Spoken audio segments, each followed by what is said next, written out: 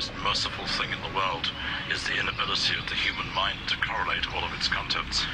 We exist on a placid island of ignorance, surrounded by the black seas of infinity, and it was not meant that we should voyage far.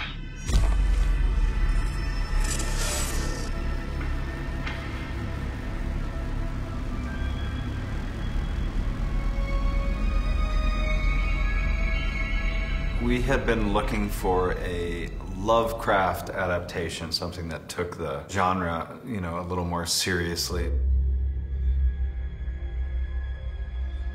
I'd been of the belief that although he's been so often adapted, he's really almost never been adapted authentically. I think over 100 of his stories had been adapted to film. There really wasn't a single one that truly captured the terror of his writing. H.P. Lovecraft is, his stories were all about kind of cosmic terror, and they were infused with mysticism and references to the occult. I think someone mentioned, did you know Richard Stanley has a Lovecraft project, and would you like to look at it? I was like, absolutely. And he read a little bit of this thing that Richard had written and read like a page and called Elijah and I. Was like, I found it. And we all read it and felt the same way. This is it. This is the Lovecraft film we've been looking for. It was an experiment in trying to drag H.P. Lovecraft into the 21st century and to try to reinvent the story in a way that could make it relevant for kids in the early 21st century. I certainly hope that Color is able to communicate with the fears and uncertainties of the current generation. Not only were we considering that we have to pull off this adaptation of a classic American author, but do it with a director who hasn't made his feature film in 20 years. A lot of people said to me, you're thinking of working with Richard Stanley. Richard Stanley? Richard Stanley? Richard Stanley. He's crazy, right? I did do the research. I looked at everything to do with Richard and I thought, this guy is interesting. I remember the documentary and the making of Island of Dr. Moreau. Lost Soul, which is about Richard directing a little bit of Island of Dr. Moreau and then his career imploding, basically.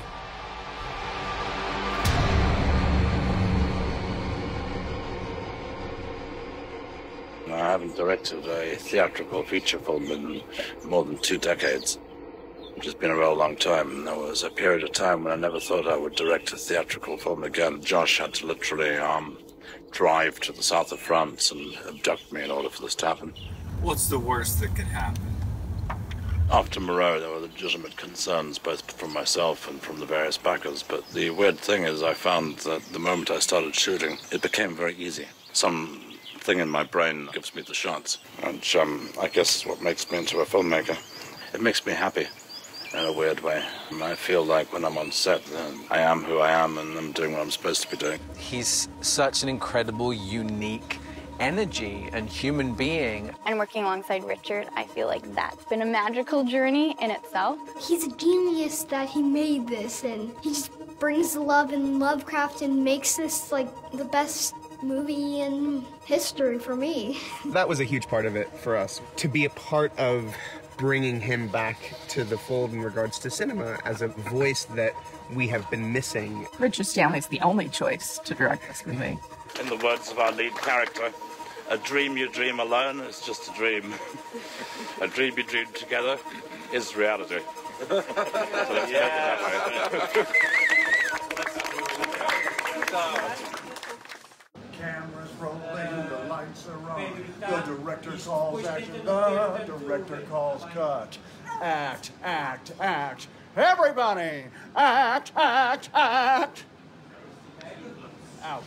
Nick was someone who we had spoken about doing this role. When we were doing Mandy, he voiced how much family dramas meant to him, that it was his favorite genre of film. Well, we have a family drama. It's Color Out of Space.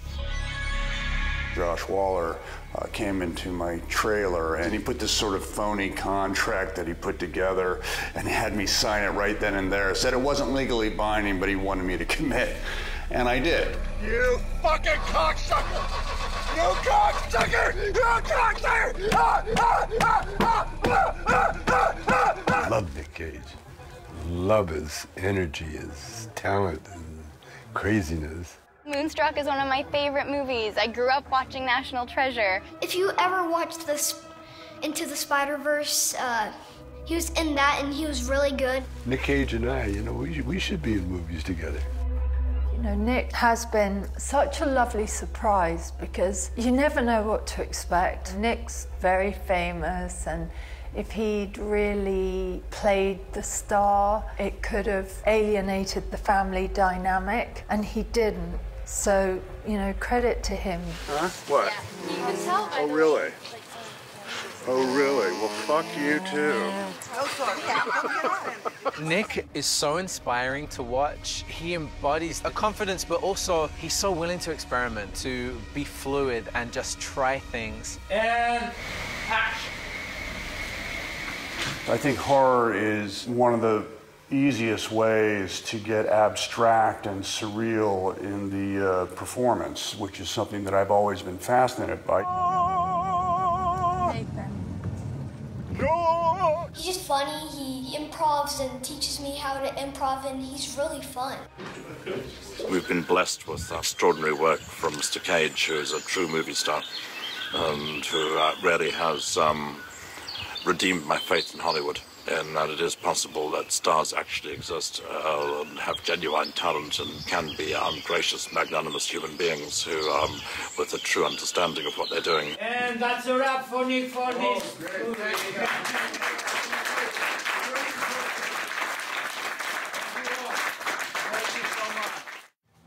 Hey, Ezra, got a visitor. Oh, it's the surveyor man. Sorry, I don't think we've met yet. I'm... The hydrologist. Yeah, pretty well informed. A lot of little birdies flitting around here in this ecosphere. You just gotta know how to decode them. What? What is Tommy Chong doing in this movie? Oh, I'm just being myself. Oh, no, I'm so Ezra. I could live here, you know, in this cabin. Ezra is a stoner character, but couldn't be more different from the Chong of Cheech and Chong. Yeah, Ezra is the kind of guy that Richard would hang with, just because he was so crazy, you know. Magnetic distortion, something like that. They came on the rock. That's pretty out there. It's not out there, it's in here. Up is down, fast is slow. What's in here is out there. And what's out there is in here now. It's time that I did a horror movie. You know, I stayed away from them because I was always worried about the karma, that when you wake up those spirits, you know, they don't know it's a wrap. They stay with you. Tommy turned out to be obviously some gold. He's just a great guy all around. And a walking advertisement for substance abuse. That is in tremendous shape for an 83-year-old. Getting the chance to spend time with Tommy in that cabin was a joy.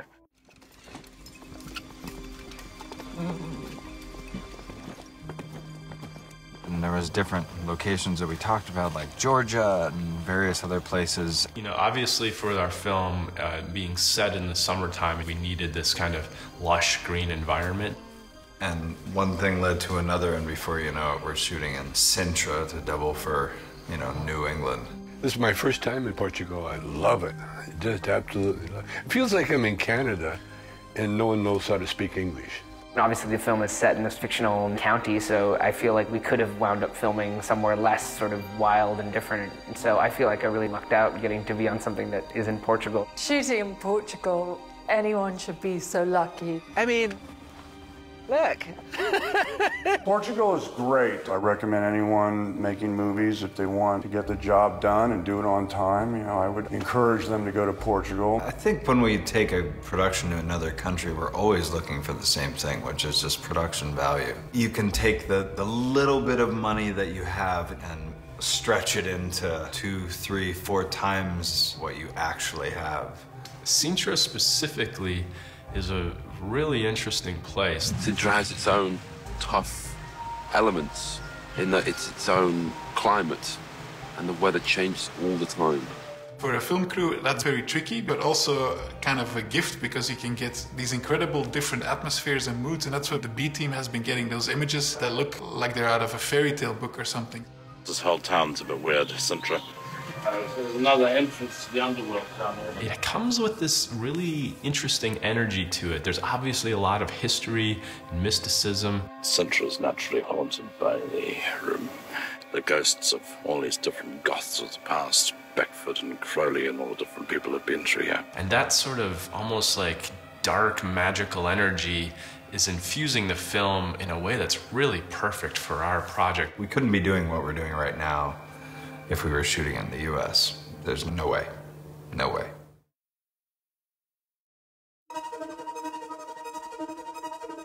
As Richard said some time ago, like we are reading his mind. Something like we are reading his dreams or even his nightmares.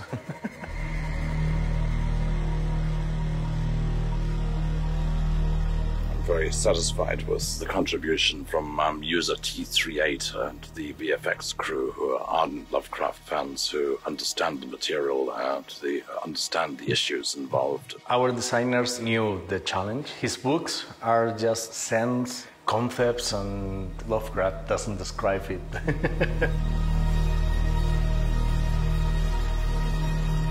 As long as we can keep it implacable and cosmic and otherworldly, we're doing well. We wanted to avoid the usual references we have, like Alien.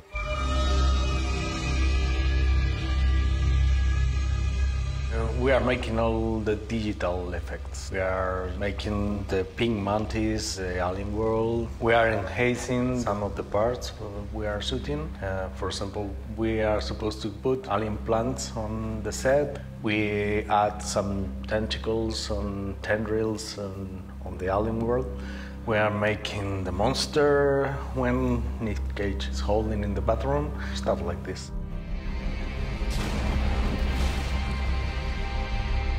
I think that the most difficult technically is the mantis, because it has to be very, very, very, very realistic. And it has a lot of acting. It's coming out of the cocoon and then fly up to the well.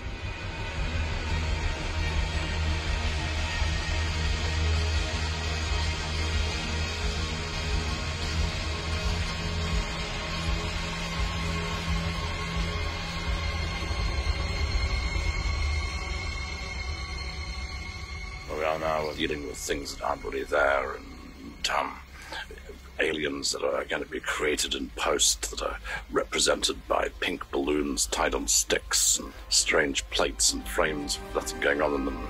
This film has forced me to into that VFX world, which I guess is a necessary trail, given that whatever I'm going to do next is probably going to go further down that route. Action!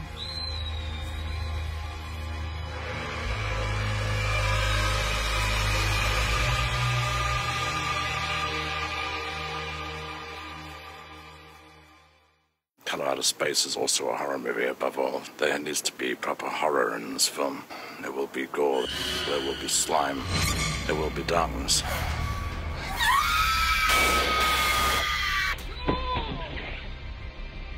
I admit I'm old-fashioned. I came up out of loving Willis O'Brien and Ray Harryhausen, and I've always been a creature connoisseur. Got some full-size puppet pieces, heads and limbs and that kind of stuff. It's really nice to get as much in camera as possible because it's all tangible stuff. We've built a mass of about 10 alpaca as a miniature that's going to be composited into the scene as well. So that's a mixture of rod controls which can be digitally removed, but also some under-table stuff that allows us to put twitches, and that we're going to use air bladders for breathing, and yeah, it's the whole thing. The Jerisa character, the Jack Teresa hybrids, and they merge together physically and then continue to mutate from there. So I sort of broke down the events into key stages so that we could approach each one as a separate group of effects. And so we have stage 0, sort of very early doors, not really a lot of makeup, a little bit of colour. I read this script and I was like, God, do I have a fever, or did this all happen in the script? And I really wasn't sure. Then as we moved on to stage 1, we then started to introduce actual sort of practical effects. There's a few prosthetics on Jolie to indicate that her form is changing slightly. And then we've got quite a big under costume piece, which also has Jack's extremities built into it. So his back and one of his arms is out of her front, and then his legs, his other arm and his face are out of her back.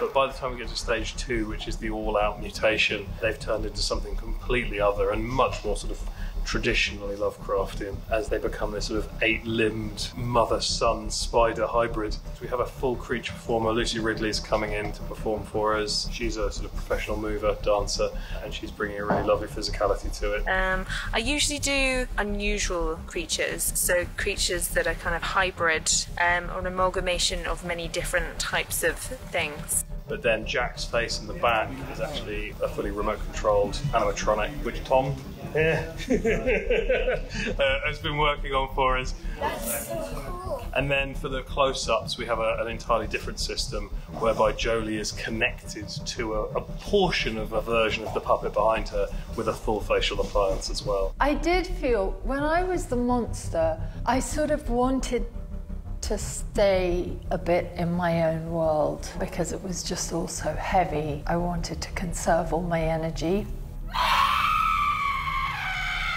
But I also saw everyone's fear, and for me it was more fun. I did my second head explosion.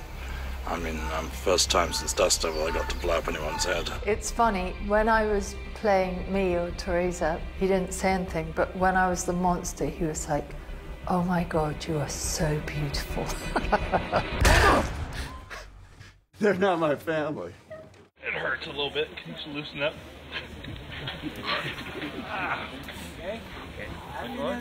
Okay, guys. Thank you very much. That's a wrap. Thank you very much. It's official. Kara is wrapped. It's over. In the end, we got what we got. It's sad, too, to see the whole filmmaking operation getting dismantled. I think we had a very efficient movie-making machine going for a while. Put together a startlingly efficient crew. Certainly, the operator, Leandro, was probably the best camera operator I've worked with. I mean, it was just extraordinary. Great operator. Much of this project rested on his broad shoulders. His ability to wield that Steadicam like a battle axe. Action! Dino, the Portuguese first assistant director, was also magnificent and just did a hell of a job. And he was on the ball the whole way through, but was able to be very, very sweet and soft-spoken and a very nice guy while still being able to turn on enough authority to keep the thing running and to remain in control of the shoot. I think he did an outstanding job. But every department otherwise was really strong. Great wardrobe and cosmetic makeup people. We got really, really lucky and just had an excellent location, an excellent crew, which enabled us to get as much as we could get, as much as we got.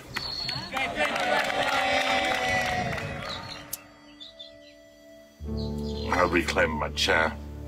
I got back my fucking director's chair. Doesn't sound like much, and they're just a little rinky-dink camp chair things at the end of the day, but it's symbolic value. I did say that I was going to have to come south to fight the fight and reclaim my chair, and I've done that. I'll go back up north, burying my director's chair, and setting up what comes next. Maybe there'll be some opportunity to revisit Arkham County in the future and to continue to flesh out the Lovecraft universe. And I've got one eye on Dunwich Horror and Wilbur Whately, the Whately family.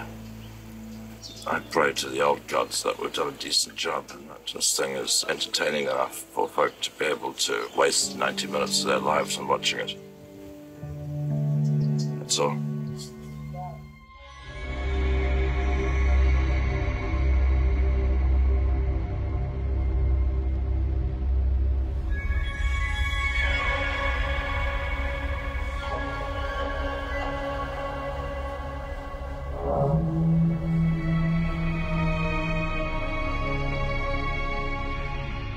Where's the dance? Yes! Yes!